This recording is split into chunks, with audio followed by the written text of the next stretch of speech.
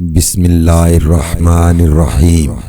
پڑھو اپنے رب کے نام کے ساتھ جس نے پیدا کیا، جمے ہوئے خون کے ایک لوتھڑے سے انسان کی تخلیق کی۔ پڑھو اور تمہارا رب بڑا کریم ہے، جس نے قلم کے ذریعے سے علم سکھایا، انسان کو وہ علم دیا جسے وہ نہ جانتا تھا۔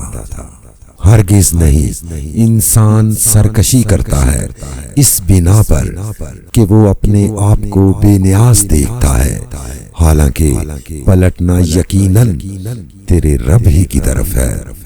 تم نے دیکھا ہے اس شخص کو جو ایک بندے کو منع کرتا ہے جبکہ وہ نماز پڑھتا ہو۔ تمہارا کیا خیال ہے اگر یہ منع کرنے والا شخص حق کو جھٹلاتا اور منہ موڑتا ہو؟ کیا وہ نہیں جانتا کہ اللہ دیکھ رہا ہے؟